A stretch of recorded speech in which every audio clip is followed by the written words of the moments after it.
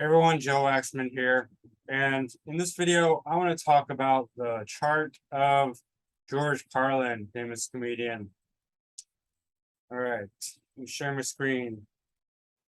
So, I'm not a huge fan of George Carlin. Not that I dislike him, but I'm kind of just neutral. Um, he's quite abrasive and not incredibly funny. I mean, very clever.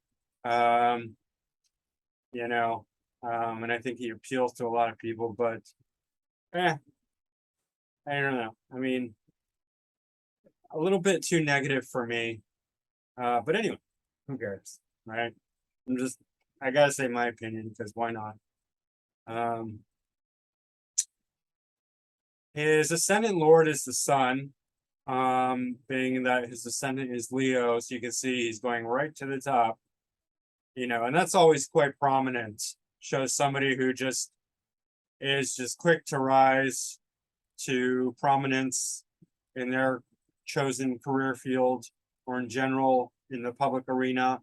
And it being the sun, it gives it even more prominence. Sun in Taurus, creative, ruled by Venus, sensual, material, all the Taurian things. And it's pretty close conjunction to Mercury retrograde in Taurus.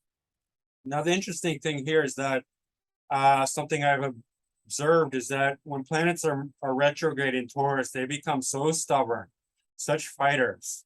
Some people, this is the third person I've done recently who's confirmed that.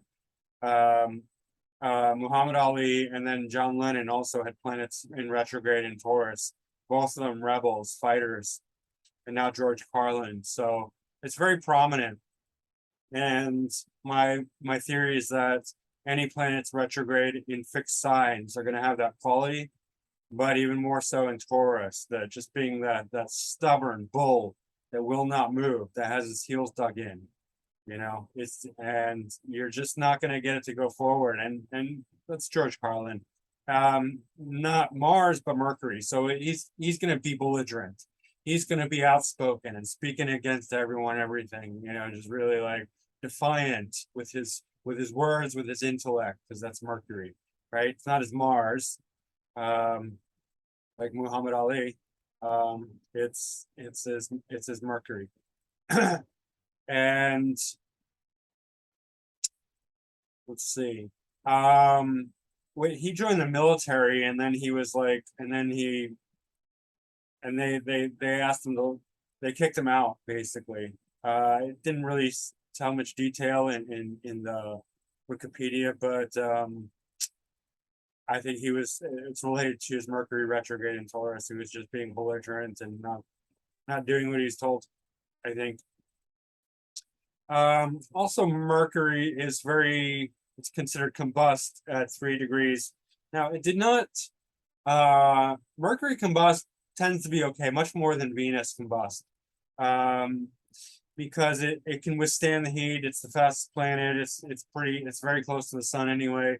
But it creates an irritability when Mercury is very close to the sun, regardless of being retrograde or the sign.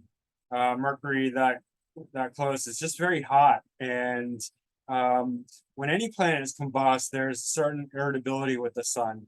Certain you can just feel like a burning quality to that person. Interestingly enough, it tends to burn it off, and then you get like a smoke quality. With Mercury, it's very intellectual. People with Mercury combust, they become very intellectual, but hot and smoky. When Venus is combust, it's kind of like perfumey. I have Venus combust.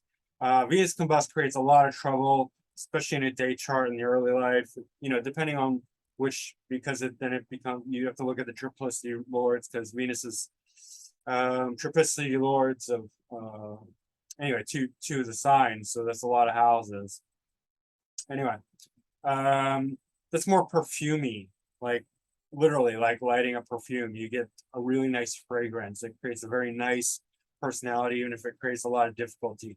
But yeah, this creates this very strong, intense mercurial flavor to his personality. And this very strong stubborn quality being it being retrograde. Uranus is also in Taurus, pretty close to the MC in the 10th house. And, even though it's not super close to the sun, it's still influencing this Sun and Mercury and Uranus. Uranus to Mercury creates a lot of brilliance, very active, because Uranus is the idea. Uranus, like, it's brilliance, it's genius, it's originality. It's about like the ideas. If you have a prominent Uranus, you're an idea man, because you're always thinking up new things. It's like lightning, going off in your mind.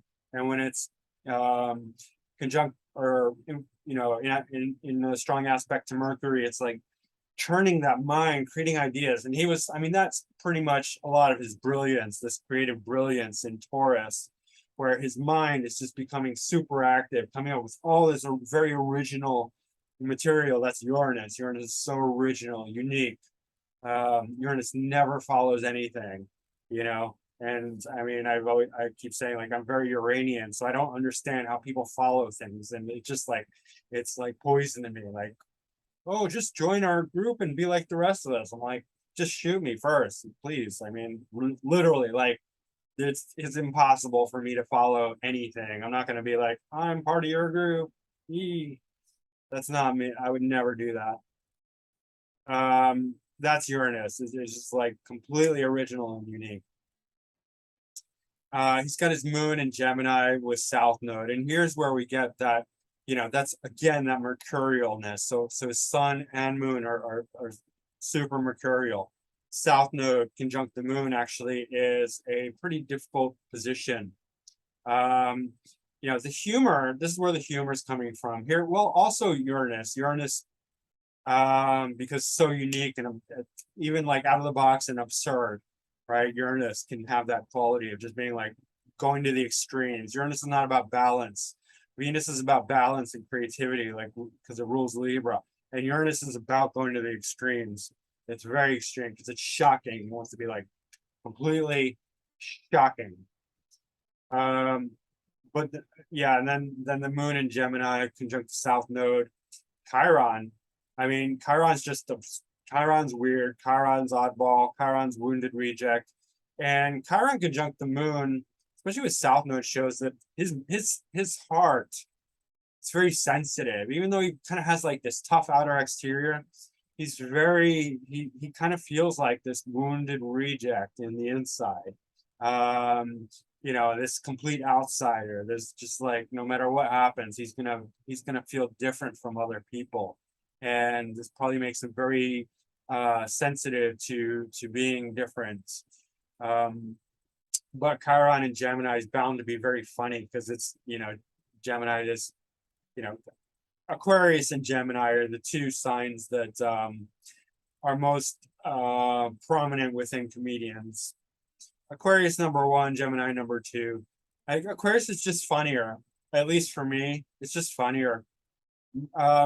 Gemini is very clever, very quick-minded. I'm Gemini Sun and Venus, so it's not like I'm biased against Gemini. It's just I'm just being objective about it. In my experience, I guess that's subjective, but it appears objective. Strong Aquarius are just more often laugh out loud funny, whereas Gemini can be very clever, very quick-witted. And I never found George Carlin. He doesn't make me laugh at all. I think he's very clever, and some of the things he says I agree with. A lot of things he says I don't agree with, but anyway. When South Node is conjunct the moon, it's very difficult, especially when young, because South Node represents the first half of our life. It's what we have to, move into. Sorry. The words are disconnecting from my thoughts. Sometimes that happens. It's the part where we are naturally skilled and talented at what we live through in the first half of our life. But South Node conjunct the moon can create mental imbalance. It can create mental illness even. But as the person gets older and moves into the North Node, it can create incredible intuition and sharpness in the mind. Because South Node does have a very spiritual quality. It's like connected to past lives. It's the South Node of the moon, the moon. So this is like, it's not an eclipse because the sun is not in relation to it, but actually he was born pretty close to, or no, there will be an eclipse. In, he was born May 12th. So whenever sun comes, well, I guess the moon would come up. There would be, I don't know when the eclipse is. The moon would move around and it would have to meet up in Gemini. Anyway, the South Node is the eclipse part of the eclipse. It's the eclipse point. Anyway, it has a very karmic effect on the mind and easily disturbs the mind when the person's young. And this Chiron too. So his mind is pretty unstable. I mean, Gemini, not as bad as some of the other signs like Aquarius, Pisces, Sag, Scorpio for the moon, but Gemini moons are still pretty crazy. Like they're moody. The mood just changes like all the time. It's shifting constantly. Yeah. And then we got this square to the nodes, Neptune square to the nodes, also retrograde. It's an immutable sign, Virgo, but that is interesting. I always found squares to the nodes to be very significant in the person's life. It's in the second house, and one of the things he's known for is his criticism, Virgo. Virgo is the eternal critic. So that is something, and Neptune is very creative, imaginative, related to all the arts and movies and all the creative things. Yeah, there's the light trine to Mercury, so Mercury is becoming more Neptunian, creative. Right? But all these planets in the 9th, 10th, and 11th, they are very prominent, high in the sky, really boosting his recognition, his career, things like that. His MC Lord is Venus in Aries, so it is in detriment because it's opposite its rulership in the 9th house. Now he's got a lot of, and then Saturn. So Saturn also is in bad dignity. It's in it's debilitated in Aries. And his relationship, and then we just look here, Jupiter in Capricorn, right? Also debilitated. So the three significators, planets. Okay, Mars is okay in Sag because it's ruling the 9th house. That's okay. But planets in the 9th house and then the 9th house, and then Jupiter, which it's not the 9th house ruler, but Jupiter generally represents 9th house significations. All in bad dignity, and he was very critical of religion. He was atheistic, even though he was born, his parents were religious, and religion is a big theme, religion and philosophy. He is very philosophical, and he loves to talk about religion, but always in a negative way, right? And it's very obvious here with Venus in Aries, Saturn in Aries, and Jupiter in Capricorn in the 6th house of opposite Pluto, 6th house of service to others, competition, conflict, enemies, and it carries it carries the Virgo flavor of Virgo of criticality and sharp, sharp-mindedness, critical thinking, and he was a critic, right? So there's a lot of things pointing to this negative view towards religion, but also very active philosophically. 10th Lord in the 9th house, showing that his career was becoming 9th house oriented. So lots of travel, lots of adventure, but also philosophical, right? And that's why he's always like political, social criticism. Also Saturn in the 9th house. I guess it's technically in the 8th quadrant, but it's close enough to the ninth house cusp. Saturn will make anyone very skeptical and rigid, and especially bad dignity. Like Saturn is hard and brittle anyway, and if you add fire to it, it makes it even more hard. You know, like taking something and burning it, like it makes it brittle, right? It's Saturn in Aries is kind of brittle and dogmatic and like too fiery, can be tyrannical. So anything that's like ninth house is going to have to pass through this Saturn, and it's just going to rigidly deny all the, you know, all the nice philosophical things that could happen in the ninth house.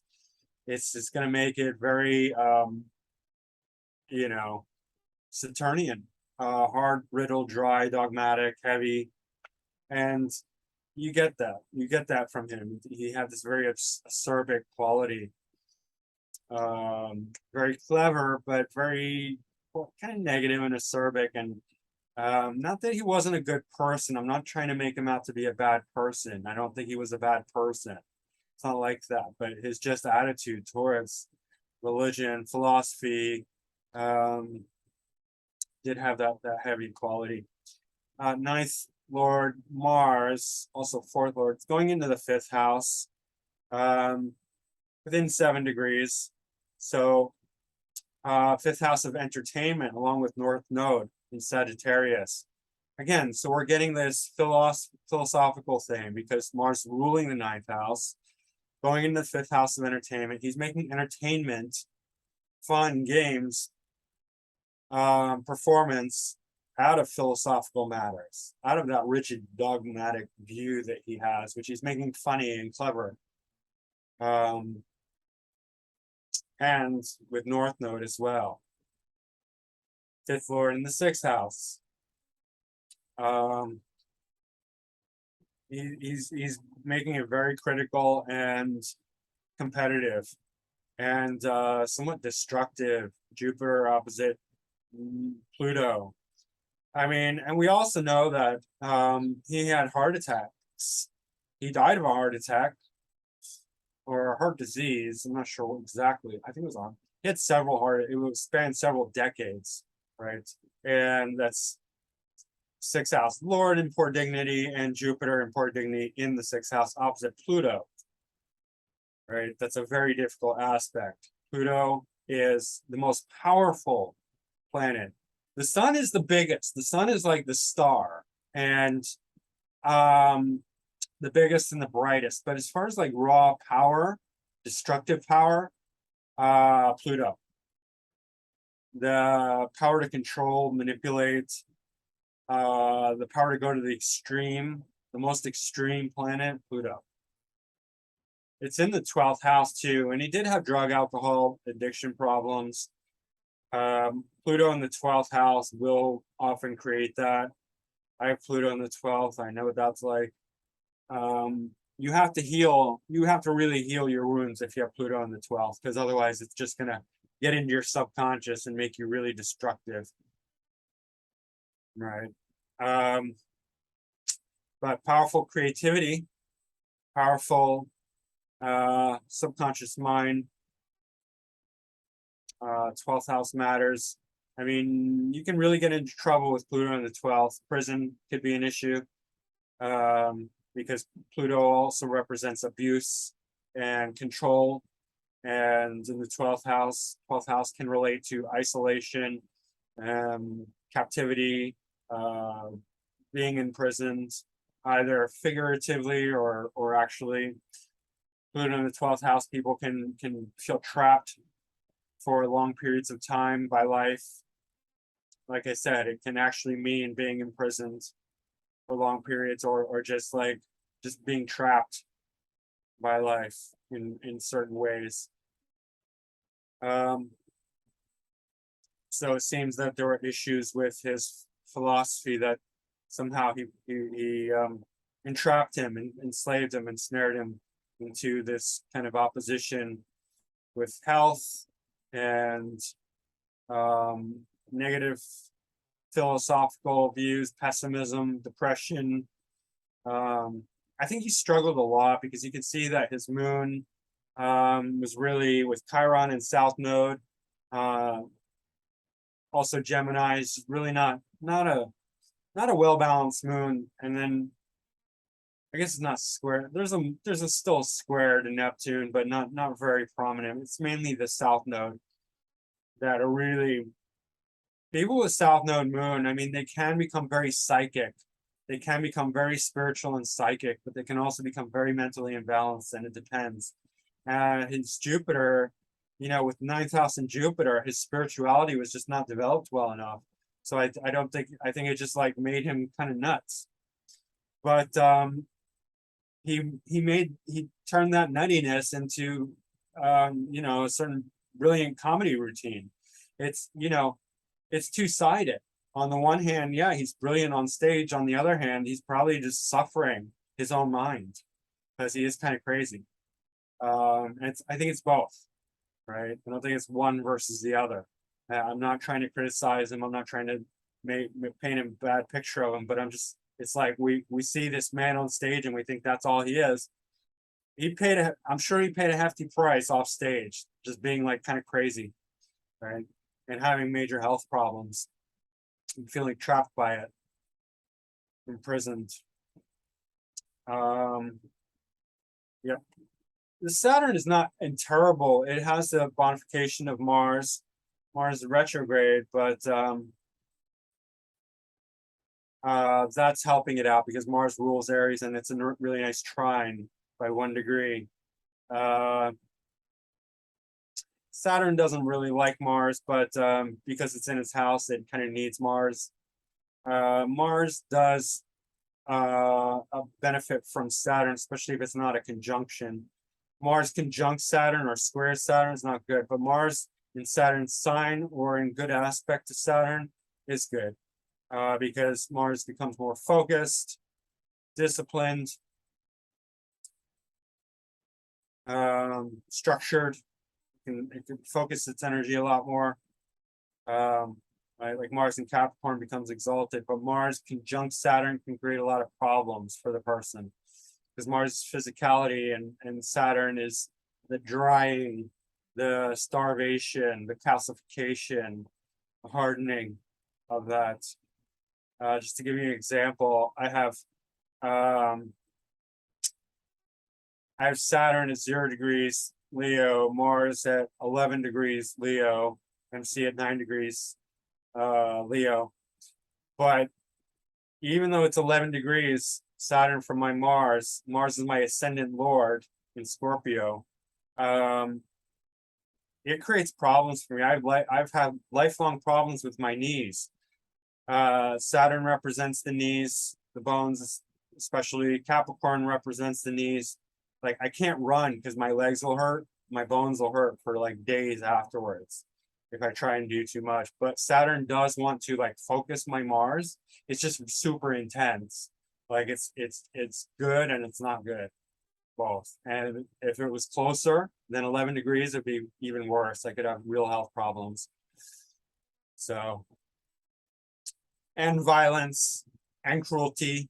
People with strong Saturn Mars conjunctions, they can be extremely violent and cruel, like Hillary Clinton, like I think Pablo Escobar, things like that. Yeah. I'm not cruel, but I can be mean. So, but this is a pretty healthy aspect between Saturn and Mars. Even though Saturn's not good to me, still. Anyway, let's move on. Draconic chart, which I always love, and always, so far, never disappoints. All right, MC conjuncting the ascendant. So his career and his identity, his self are becoming merged in Leo, right, along with Uranus. And then Mercury conjunct Sun are moving into the second house in Virgo. Mercury is exalted in Virgo. Mercury gains directional strength in the first house, but it's moving to the second house. And what we didn't see a lot of is second or third house action here. Well, actually, Mercury's ruling the second house, going into the 10th house. So that's prominent for speech, speaking, right? Venus, third house, expression in the ninth house. So philosophy, things of that nature, adventure. We're ruling out religion, but in a negative way. Like he was negatively religious. He made atheism into a religion, I guess. Anyway. Yeah, Mercury's in domicile and exalted in Virgo. So here we get a super powerful Mercury, which okay, and moving into the second house, so that kind of makes a lot of sense. Like, you know, definitely makes a lot of sense.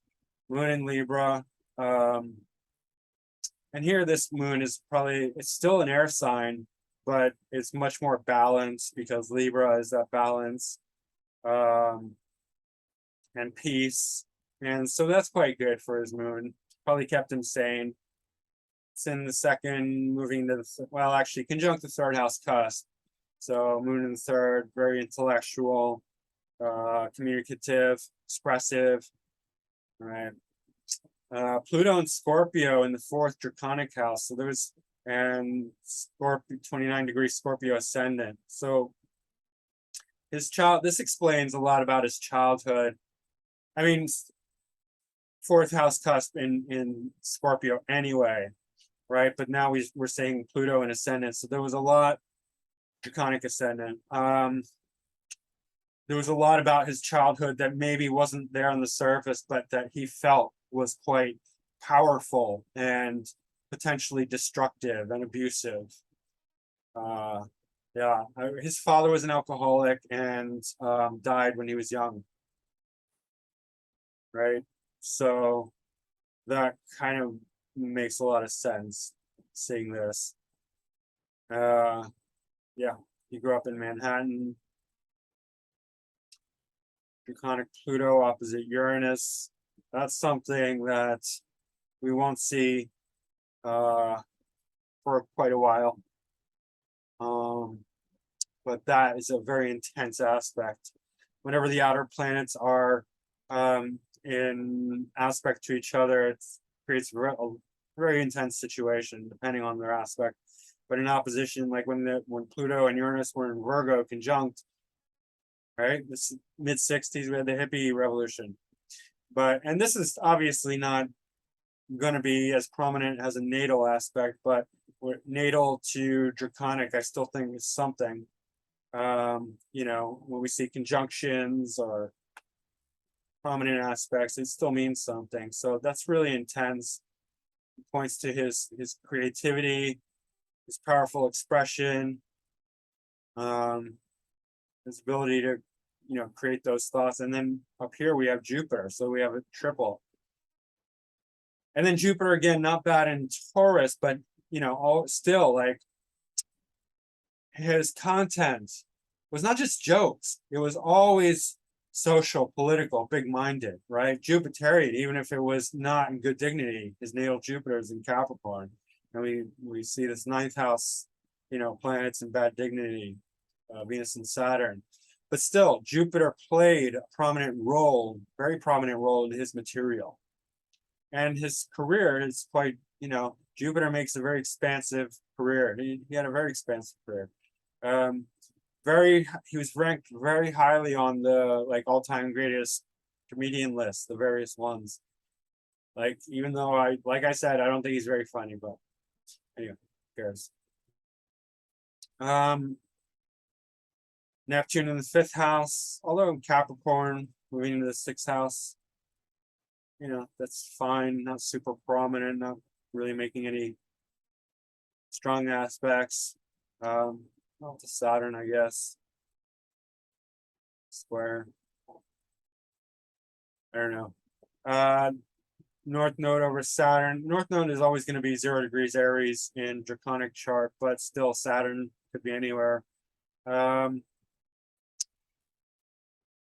Saturn in Aries in the ninth house, so that's, you know, accentuating this Saturn, this debilitated Saturn, this harsh, dogmatic, philosophical view. So,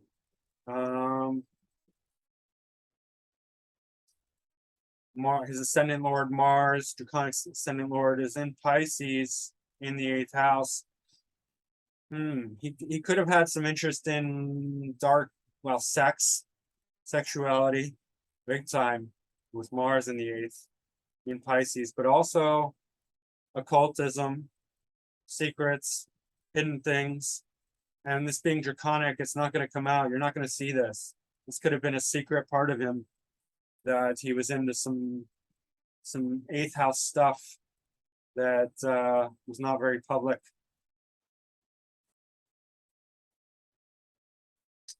All right. I think that's it for the 12th house Venus in Leo. That's very prominent for creativity.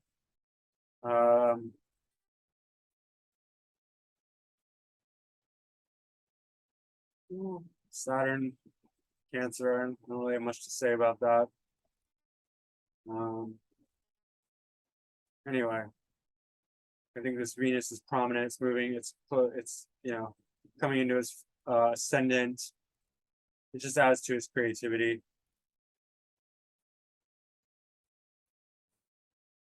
Saturn in Cancer is again ruled by the moon. I don't know. I think it's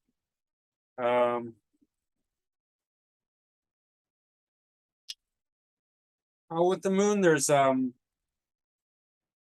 it's not a mutual, it's a mixed reception. Saturn and moon sign, moon in Saturn's exaltation sign. So I don't know. Probably something there we can make out of it. But anyway, I think that's enough. So yeah, that's George Carlin's chart.